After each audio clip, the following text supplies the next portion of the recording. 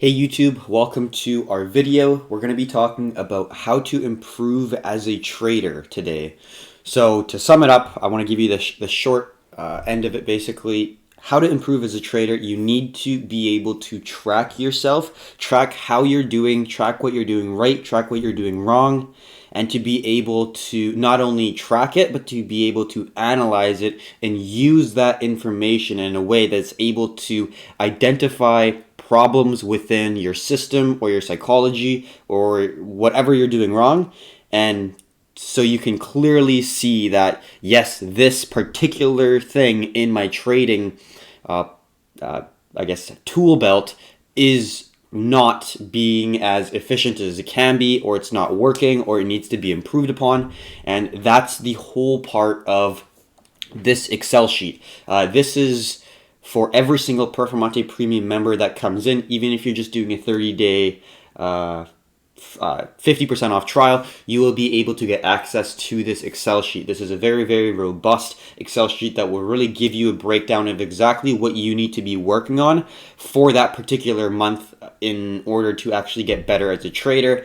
I personally haven't seen any Excel sheet this extensive and this in depth. Now, it is not connected to your broker, so you do have to input every single trade that you take. But with anything, if you want to get better, you got to put in the work. And this is not fun putting in information all the time, but it will help you in ways that if you haven't used this before, you do not understand. So very, very helpful. Let's go over it really quickly. I have an example of a month from a while ago here, but basically I have a blank sheet. This is what every trader gets, and then I basically filled it out as an example of what a trader could possibly see and what it looks like at the end of the month.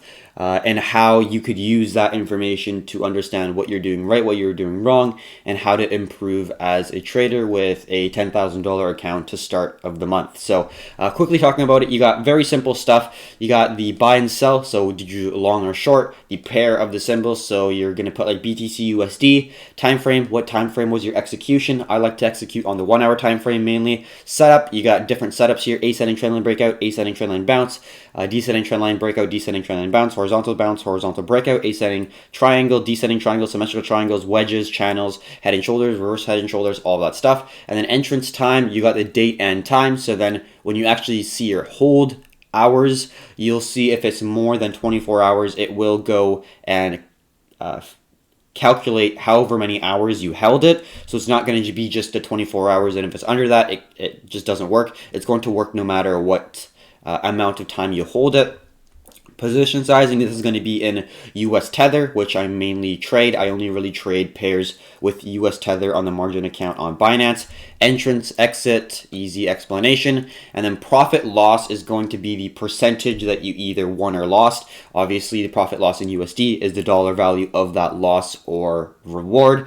Short-term picture is going to be a picture that's going to be connected to a hyperlink, and then you just click the picture and it'll pop up a picture of whatever you had for the short-term setup. And then the long-term picture is going to be, let's say your short-term picture is on the hour chart, and then your long-term picture is going to be on the 4-hour or even daily chart to give you a macro view of what you're trading, what the direction is, how the flow is, all that stuff. And then the final column P is just going to be a final picture of the hour chart, your executing time frame, and seeing how the market reacted after you actually entered the position. And then initial risk, that's just going to be the risk on the particular trade. Initial risk in US dollars, or so that's going to be basically how much you're risking in US dollars, obviously, which will then be able to calculate the risk on the total portfolio.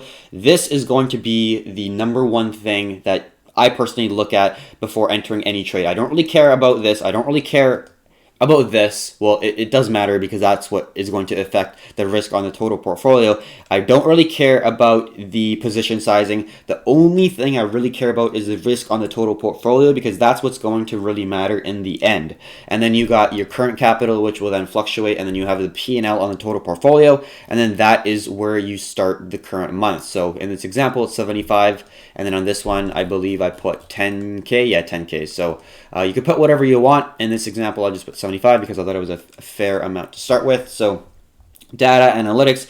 This will show you the monthly profit and loss, so it will be dynamic. It will go with however you're trading. It'll go down if you're not doing well. It'll go up in the green if you are doing well. And then we got a little bit of stats here that will show you your win-loss ratio. It will show you the average win and your average loss, giving you your average risk reward, which is very good information. And it'll show you if you traded 100 times with the current stats that you have for that month, how will that turn out? And I usually trade, let's say, 25 to 30 times a month. So this is, let's say, just over 3 months, if not 3 months of data. So then it's going to be per quarter. So I'm going to see how much money I'm making per quarter with the amount of money that I'm making with this current set of trades that I have here. So it's only really going to be showing this month by month basis. And then you got the average risk, average max risk for each trade. This is where I'm going to be setting stop losses. So it's going to give me a really good understanding of how much I'm risking per trade, which is very important. And then you got your current P&L in dollars as in a percentage. Psychology is the next tab. Very easy to understand. Setup grade, you got different grades that you can pick. You got A, B, C, D, and F. Obviously, A setups is what you mainly want to be taking. B setups is pretty good too. C setups is if you maybe have a feeler trade or whatever, and then D and Fs you obviously do not want to enter, and that's what you put before you actually enter the trade, because you want to have a good understanding of how that setup is structured, how valid and dependable do you think that setup is. If it's an A plus setup, definitely put an A. If it's a B, put a B. Trade management is after. How well did you execute the trade plan? Did you do it well? Did you do it flawlessly? Even if you took a loss, you could still have a trade management grade of an A because you took that loss very, very well. You didn't move your stop loss. You even increased it to reduce risk. You did something that was maybe beneficial to the outcome, even if it was a losing trade. So that is trade management grade and trade setup grade. And this is just a little paragraph that you write for psychology before, during, after. So you have a good understanding of what you are thinking during and before and after each trade. So you can read about it and understand what your thought process was. This is the, I guess, a little bit more time consuming part of it, but it definitely helps. Little one sentence, 4 words talking about your trade setup. Was it good? Was it an A plus? Was it all right? Could you have done better? Position sizing, were you putting too much weight on? Did you not put enough on because of the 3 previous trades that you lost? Little quick description. Entry, was a good entry? Did you wait for price action confirmation? Did you wait for injections of either buy or sell volume? Trade management, risk management, you know what it is. Direction, correct. So this is basically asking, even if it hit your stop loss and took you out, let's say there's a wick down on a long and it took you out of your stop loss and then it pushed up significantly and the overall direction was correct, then you'd put a yes. If the direction was not correct and it hit your stop loss and it continued to go down, then you'd put a no. So that's not really counting the stop loss. It's just going to be looking at, was the overall direction correct? More profit capturable, what it is asking, did it go beyond your take profit, and if so, how much? Stationary stop loss benefit. This is asking if I did move my stop loss above a higher before it hit my first level of take profit, and then it hit my stop loss and then it went higher up. Would it have helped if I didn't move my stop loss higher up, or how could I have managed my stop loss in a better way, basically is what it's asking. Percentage to take profit. So I have multiple take profit levels, and if it hits all 3 take profit levels, or all 4, if it hits all my take profit levels, then it's obviously going to be at 100%. Let's say if it hits 3 out of my 4, it may be at 80%, and then let's say it hit 2, it may be at 50 or 60%, and then maybe if it's 1, it's 20 or at 25%, and then obviously if it goes higher up, we're going to put 150 or 200 depending on what we see, and that's how that works. And then one thing I can work on, so if you did the trade perfectly, if you were able to understand and implement your strategy perfectly, you don't put anything there because you don't need to. But if you, let's say for example, took too much of a position sizing in a single trade, you would then put position sizing, because then you need to work on position sizing for the foreseeable future. Or for example, if you are not getting your entries you're looking for, you're not perfectly timing your entries, you're not looking for those injections of buy or sell volume, then you would put entry. Whatever you're going to work on, you would put at the last thing on the column O. If you don't need to work on anything with that particular trade because you did it well, you managed it well, you did everything you were supposed to, and it still was a loss, then you don't put anything there, because we're supposed to take losses. It's part of the game. You just have to accept it and be completely all right with taking small losses. The final one we're going to be looking at, it looks a little bit complicated, but when it's filled out within the next template, I'll be able to share with you the findings of that particular example we're going to be going over. So initially we have the patterns, we have all the different patterns that we're using, and then we have the frequency, which is how often they occurred within that sample size or that month. You have the number of wins and number of losses, and then that will give you the win rate for that particular pattern. And then we see that to our right of that pattern, we have the dollar value associated with that pattern for that particular month. So let's say if we use an ascending trendline breakout 10 times, it would give you the profit and loss of those 10 trades right here. And then to the right of it, you have the pattern setup grade. This will give you an outcome of a dollar outcome for each setup grade that you put on your psychology part right here, which is the setup grade. So let's say you took a bunch of A and B setups. Ideally, you're wanting to obviously only take A and B setups. If you're taking A or B setups, those should be your most dependable, highest probability situations. So you should theoretically have the most amount of money coming from your A and B setups, and hopefully you're not taking D and Fs, and then C's might be a feeler trade or a trade that you kind of wanted to enter and there was a little bit of FOMO, but it was still a legitimate trade. I understand as a trader, you definitely are always going to be facing difficulties with emotions and controlling them and not having any FOMO or anything like that. As time goes on, you get desensitized and it's a lot easier to control them. But sometimes I do catch myself catching C trades. Not a good idea, but I do try to stick to just the A's and B's. The trade management, like we talked about before, is going to be very similar. Going to grade it from A, B, C, D, F, and then the outcome is going to be shown here. So you get a really good understanding and a correlation with how much money you're getting with each grade that you're giving. If you're taking C's and they're just shit in the bed and you're not making money on them, you'll see a big fat red dollar value there. Whatever, you're going to be losing $500, $1,000, 50 grand. It doesn't matter. You're going to be losing money with your C's, and you're going to be looking at it and thinking, damn, why did I take those C's? And that itself will give you more of a validation of reason to enter only really good high probability setups. So when you see it right in your face, it's going to give you an easier time with accepting the fact that yes, you shouldn't be taking these setups. And then scrolling down, we see that there is a skill / characteristic development count. So what this is going to do is it's going to I'm just going to see. Also, you can turn on the chats. I see there is 3 people watching.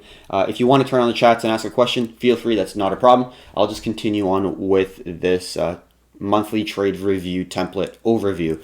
So on the work on list, we have all the different things that we talked about on one thing you can work on within the optimization tab. So let's say you really needed to work on position sizing. You would see the number of times you needed to work on position sizing, and then that will then add to the count for the skill development or skill / characteristic development tab or count. And then the one to the right is actually going to show you the dollar value that you lost because of that particular problem. So let's say you had 5 position sizing issues. What would happen is it would count all the times you lost money on a position sizing difficulty you had, and then it'll count up all that with just a nice little formula there, and then it'll give you the amount of money you lost associated with this problem. That's not going to be direct correlation, but it's just giving you a good comparison of what you did wrong and what the what the negative dollar amount was associated with that initial loss or that initial problem that you had.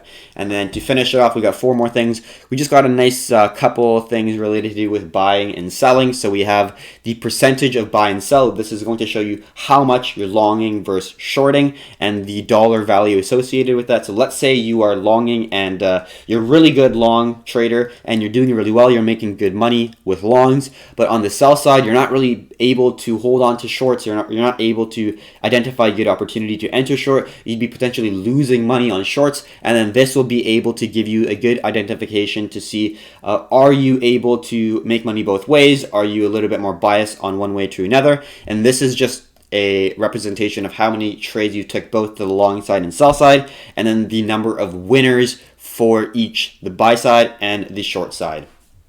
The final two are going to be the percentage to take profit. So this is going to give you a count on the number of trades that hit each percentage. So this is less than 20%. So this is if a trade didn't even go 20% to the take profit, it would count that. And then this is the 29 to 20, and this is 49 to 30. Obviously, you can see the rest, and this is 70% and above. So you can see if the trades are maybe going 80% and you're only really seeing the price hit the 80% mark or the 70% mark or 50, wherever the case may be, then you might be thinking, okay, maybe I need to be a little bit more conservative with my take profits because we're in a ranging market. We're not seeing those big long extensions, or in another month you're seeing big long extensions go way up above 70% and you're really not seeing a whole lot of 70 to 50. Then you might be thinking, okay, well, the price is really extending out beyond where I'm looking. Maybe I should start looking further because the price has been going beyond what the normal, quote-unquote, normal ranges are looking like, and that's what it's showing right here. And then the correct direction percent is just going to be showing you how correct you were on the direction of the move, not counting if it hits your stop loss and then goes towards the intended direction. So now that we've covered the breakdown of what the template looks like, we will then go over what this actual Excel sheet looks like when it's completely filled out.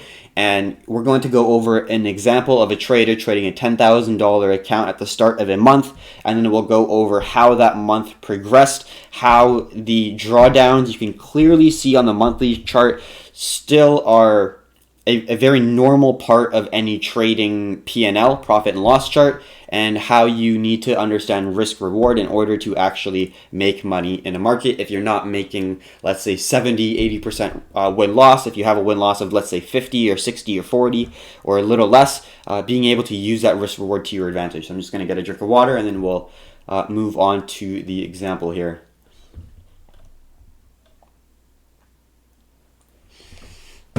All right. So for the example, we got 37 trades this month. This is a sample size of a single month trading, basically. We got the position sizing here. We got the entrance. We got the nice setups, time frames, and this is the long and short. We've been trading basically everything USD, Atom, XRP, QDM, Link, BTC, Ethereum, Rep. Oh, this is a BTC pair. Overall, we don't see a whole lot of changes there. Hopefully you guys understand what's going on. Profit and loss is just going to be the percentage that you've risked on the chart, that you're seeing on the chart. And the profit and loss in terms of USD is going to be the amount that we gained or lost in dollar value. And then this isn't super important, this isn't super important, but the risk on the total portfolio, that is what's very important. And we see here, we're not seeing the risk on the total portfolio go anywhere beyond 2%. We're below it for every single trade. We do see there are some close calls here with 1.98, 1.89. We see some that are pretty darn close.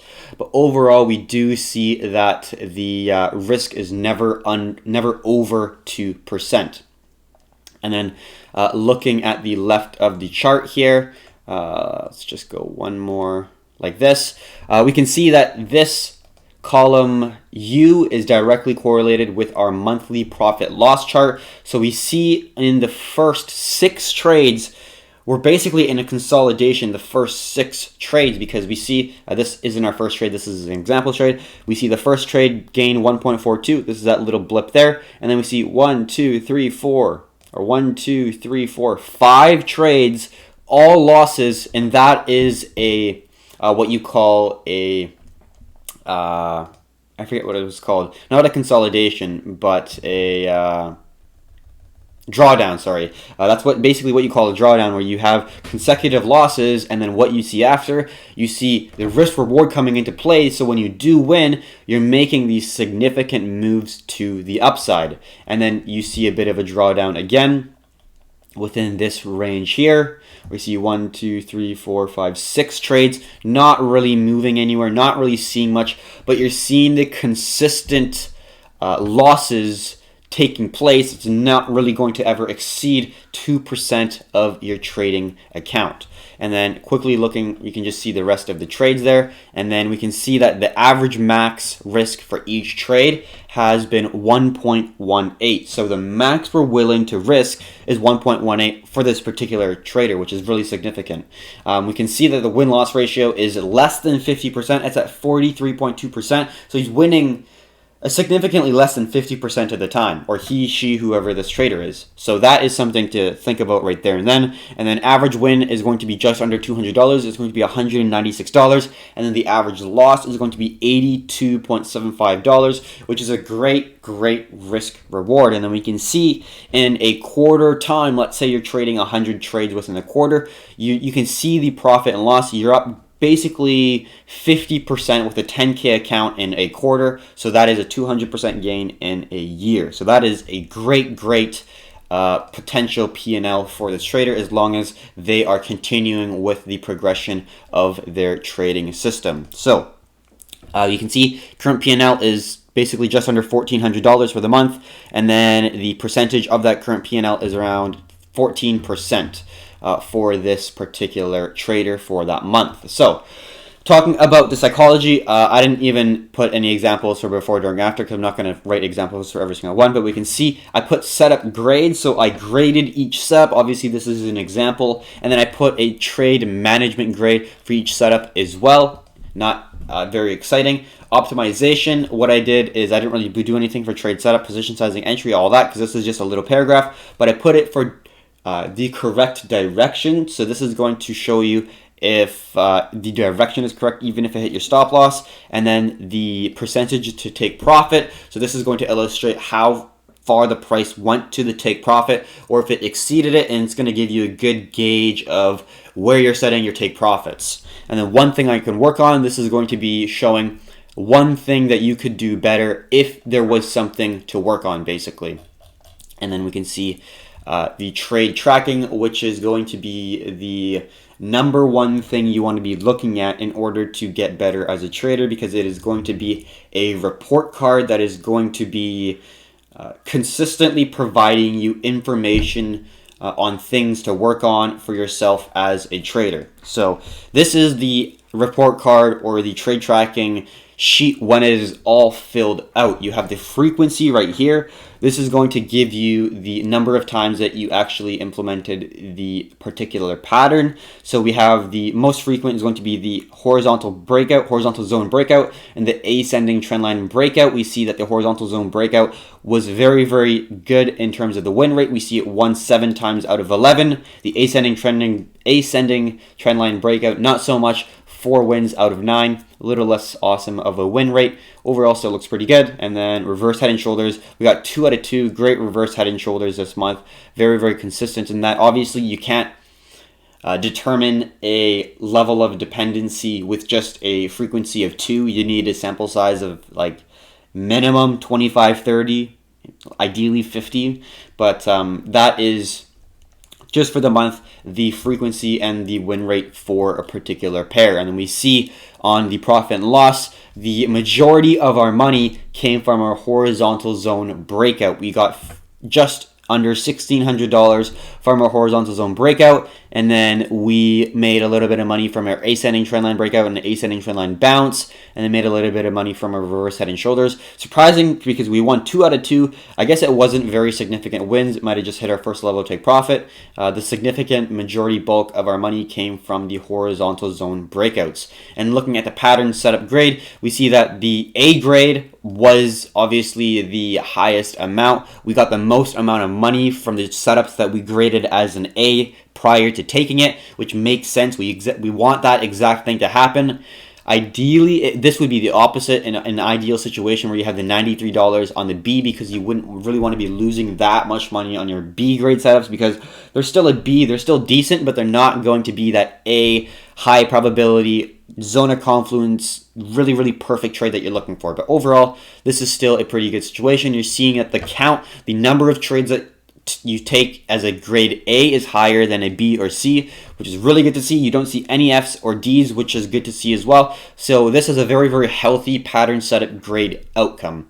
For trade management grade, also same thing. You see that the best managed, the most well-managed trades have the best outcome. And then you see the B grades with 918, very similar to here. Actually, the exact same outcomes as you see for the pattern setup grade. Overall, looks pretty good. And then scrolling down, I'm just gonna look at me have comments. No comments yet. So looking down, we have the skill characteristic development count. So we can see this particular example, this particular trader had a problem with entries. They did not wait for good entries with this month. So we see that the trader had 8 trades that they had not an ideal entry to get themselves entering in the market. And this is reflected in the cost on the account. We can see because of the entry not being precise, there was a correlation with us losing $685 this month because we didn't have the entries nailed down. Position sizing was a little bit. It was around 282 we lost because of the position sizing, but the main thing this trader needs to work on for sure is going to be entries. 8 counts of entries not being where they want to. That's definitely something to consider and not something you're looking for in a consistent trade by trade or month by month basis. You're wanting to get that count down as low as you can. Ideally, you're looking for like 3, 4 max, but 8's definitely a significant amount. Ideally, obviously, you want zeros across the board so you're not screwing up. Your trade setup is perfect. Your position sizing is very, very solid. Your entries are spot on. Your trade management and risk management are both spot on. You're obviously wanting that every single month, but you're going to have slip ups, you're going to have challenges because we are human. So that's why we have this, so we understand what we're doing wrong if we are doing something wrong, and how to calibrate that in a way that's going to make us more of an effective, profitable, consistent trader. So the last couple things are buy and sell. We see that in this particular month, this example trader had more sell side trades. We were just under 60% on the sell side. We made money both on buy and sell on average, which is good to see. Obviously, we came out on top green, but we see that there was a lot more sells and we made a lot more money on sells. And we didn't really see a more percentage of winners. So we saw 40% of wins for the buys and 45% wins for the sell. So we were a little bit more consistent with the sell side and we made significantly more money. On the percentage to take profit, we see that there was a lot of trades that went above 70% to our take profit. So it hit our take profit or it went beyond our take profit, or the trade just is a dud and we were in a zone of sensitivity and then the trade went the other way. That's fine. What we're trying to do is go from zone to zone, and if we are mistaken and the breakout and then the price goes the other way, yeah, it does tend to quickly move the other way aggressively because there's going to be a lot of stops either for the upside at a resistance or to the downside at a long. There's going to be a lot of stops that are going to get taken out, which would then create a large aggressive shift in supply and demand because all those stops need to get taken out of the market, providing a lot of supply in the market, then shifting the price to the downside. So we do see that does make sense in my eyes. And the last thing that we see is a directional bias success rate. So this trader in this example saw a 62% in the correct bias of their direction, which is pretty good. Could be a little better in my opinion, but overall 62 is still pretty good. What I really like is this trader's average win versus average loss. This is really, really good risk reward parameters that they're seeing, and even with a win loss of 50%, they'll definitely be able to make money with time as long as they're able to take those small losses and he's able to manage that risk like he has been. It's going to look very promising for the future for this trader. So just to wrap it up, that was exactly how we trade and use this Excel sheet. We provide this within our Performante Premium subscription service. It's $30 a month for the first month and it's $60 a month for the months after. We do a lot of deals and promos where we do it for like $30 a month for 6 months, where it's a very, very reduced price, but then it's a bulk order, so you have to purchase the 6 months or a year or whatever in a single point in time, but it accounts for, let's say, the price being $35, $40, $25 even per month. So it just financially makes sense if you are going to use the platform.